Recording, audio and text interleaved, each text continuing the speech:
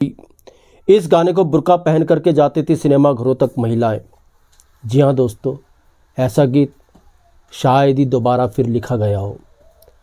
क्यों बुर्का पहन करके जाती थी महिलाएं इस गीत को सुनने के लिए सिनेमा घरों तक, और कैसा गीत था ये कि दोबारा फिर कोई इस गीत को लिख नहीं सकता। आज इस पर बात करेंगे। कौन सी फिल्म थी ये भी मैं बताऊंगा। दोस्तों, चैनल पर नए तो चैनल को सब्सक्राइब कर लीजिएगा, बेल आइकन भी प्रेस कर लीजिएगा ताकि नोटिफिकेशन आप तक पहुंचती रहे। नमस्कार, मैं महेश कोहली बॉलीवुड संगीत के सफर से।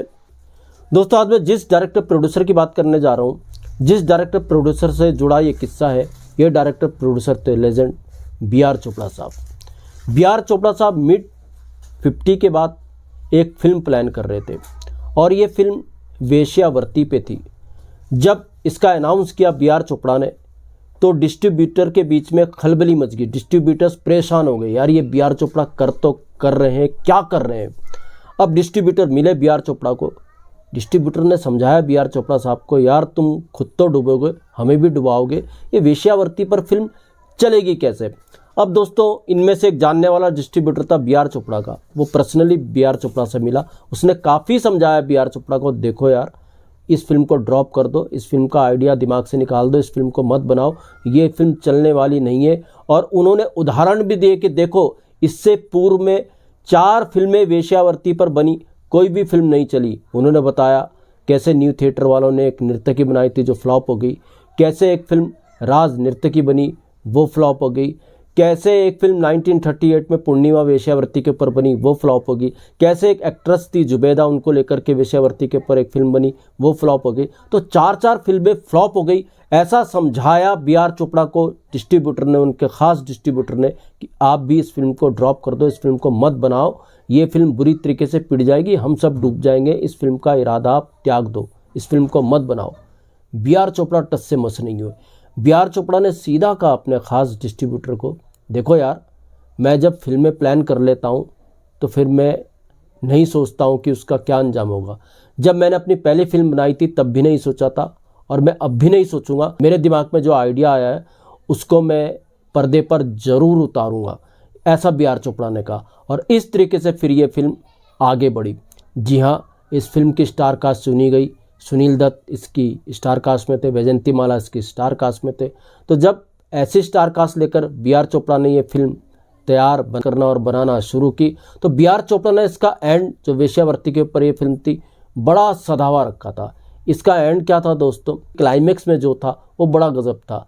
उसमें होता क्या है, जब वेश्या एक घर में आती है और गृहस्थ जीवन में रहने लगती है, घर बार उसका बनने लगता है, तो फिर एक ऐसी मजबूरी आती है कि वेश्या वापस फिर वेश्यावृत्ति के लिए तैयार हो जाती है, वेश्या घर जाने के लिए तैयार हो जाती है। तो यहाँ पर वेश्या की सास जो थी वो उनको रोकती है और कहती है, देखो तुम इस घर में बहू बनकर आई थी, मैं तुम्हें वेश्या बनकर इस घर से नहीं जाने दूंगी।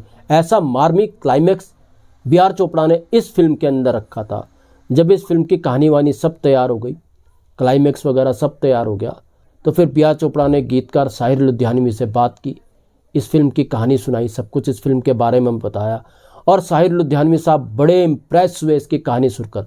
साहिर लुधियानवी ने कहा, देखो यार मैंने एक गीत लिखा है, इस गीत को इस फिल्म के अंदर इस्तेमाल करो और कमाल होगा। जी हाँ दोस्तों, ये फिल्म थी 1958 में आई जो फिल्म थी, फिल्म का नाम था साधना।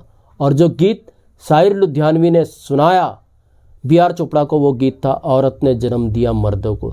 इस तरह से फिर इस फिल्म के गीतों की रिकॉर्डिंग हुई। इसके म्यूजिक डायरेक्टर थे N. दत्ता नाइक। 6 गीत इस फिल्म के लिए बनाए गए। इसमें एक रफ़ी साहब और एस बलबीर की मशहूर कवाली थी, आज क्यों हमसे पर्दा है। काफ़ी अच्छे गीत इस फिल्म के अंदर थे, मगर जो गीत साहिर लुधियानवी ने बनाया था, औरत ने जन्म दिया मर्दों को, मर्दों ने इन्हें बाजार दिया, ये गीत बड़ा ही मार्मिक बन पड़ा था। औरत ने जन्म दिया मर्दों को। तो खैर साहब, जब ये फिल्म सिनेमा घरों तक पहुंची तो मुंबई में मराठा मंदिर फेमस पिक्चर हॉल है, तो जब ये फिल्म वहाँ पर लगी तो एक बार B.R. चोपड़ा ने कहा, क्यों ना मैं खुद जा कर के इस फिल्म का रिस्पांस देखूँ, थिएटर में जाऊँ, पिक्चर हॉल के अंदर जाऊँ। तो B.R. चोपड़ा इस फिल्म को देखने के लिए मराठा मंदिर पहुँचे पिक्चर हॉल में। जब वो फिल्म देख रहे थे तो देखकर हैरान हो गए ऑडियंस में। उन्होंने देखा औरतें बुर्का पहन कर बैठी हैं और रो रही हैं, लगातार रो रही हैं। B.R. चोपड़ा को बड़ी हैरत हुई बी आर चोपड़ा ने कहा ऐसा रिस्पॉन्स है इस फिल्म का, औरतें चुपके से आ रही हैं, बुर्का पहन के आ रही हैं और रो भी रही हैं। खैर साहब ये एक बार हुआ, बी आर चोपड़ा सिनेमा घर से बाहर आ गए। एक बार और फिर बी आर चोपड़ा ने तय किया कि दोबारा वो इस फिल्म को देखेंगे।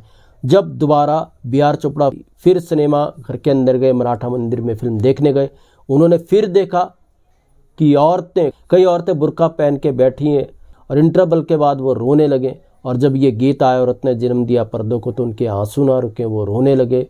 और ये बी आर चोपड़ा ने महसूस किया कि किस तरीके से औरतें इस फिल्म से इम्प्रेस हुई हैं और जो बी आर चोपड़ा ने प्लान की थी ये फिल्म, उनका प्लान सक्सेस रहा है। लीक से हटकर उन्होंने इस फिल्म को बनाया था और ये फिल्म कामयाब रही। ये फिल्म 25 हफ्ते तक चली। एक हिट फिल्म की श्रेणी में साधना आती है, एक क्लासिक मूवी है। बी आर चोपड़ा की एक और ये नया कृति है जिसने कमाल धमाल मचा के रख दिया था। बी आर चोपड़ा को ऐसी लीक से हट के फिल्में बनाने का बड़ा शौक था और उन्हें खुद को साबित भी किया ऐसी फिल्में बना करके। तो दोस्तों ये था एक फिल्म का किस्सा। ऐसे किस्से मैं आपके लिए लेकर के आता रहूँगा। महेश कोहली को दीजिएगा इजाज़त। Goodbye, good luck and take care.